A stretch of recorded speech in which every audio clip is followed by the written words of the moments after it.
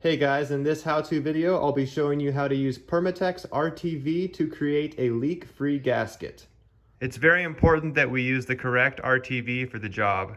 In this video, we will be sealing a transfer case, so we need to make sure that our RTV can withstand gear oil. Gear oil has friction modifiers in it that can break down normal RTVs. So depending on your application, make sure that you use the correct RTV.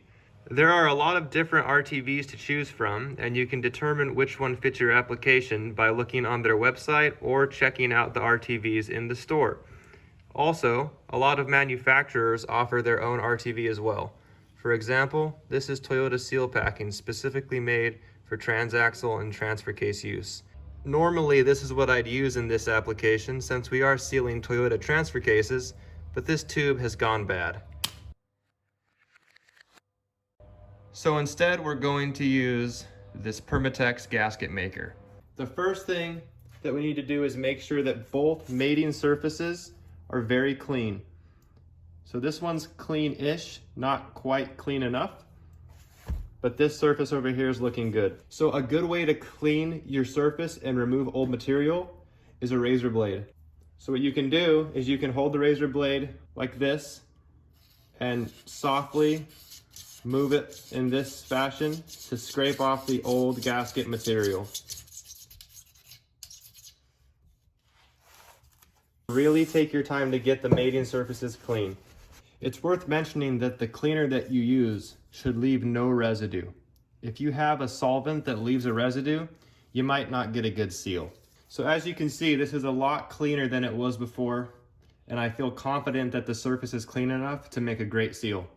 A good tip is to test fit how your pieces will go together before you actually try to seal them, so you get some practice and don't mess up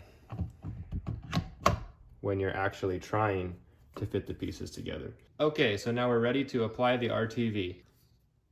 We're going to start at the top of our surface and make our way around all bolt holes down to the bottom and back up to the top in one continuous bead. If you can't do a continuous bead, it's not the end of the world, but try to shoot for one continuous bead, going slowly and taking your time. Keep in mind that different RTVs have different curing times. So this specific RTV wants us to assemble the parts immediately and allow 24 hours for it to fully cure before filling. Some other RTVs may need to set for up to 15 minutes before the parts are assembled. Some may be assembled immediately, and some may even cure immediately. Each application is different.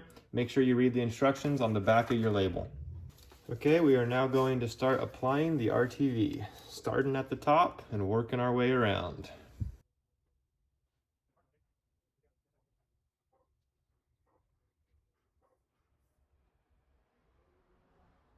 So you can see I kind of stopped there to surround that bolt hole.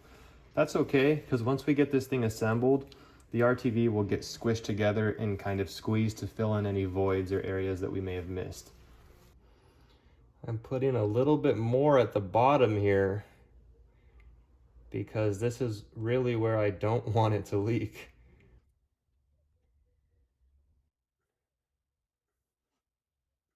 Okay, so we have the RTV applied to our housing here, and now we're gonna mate it to the other part.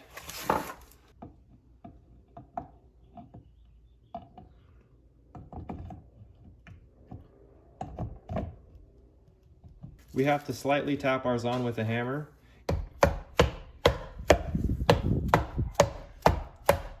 to get it to seat.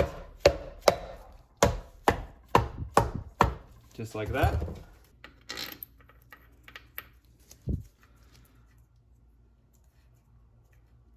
So I'm gonna very lightly snug these with a wrench with very light torque.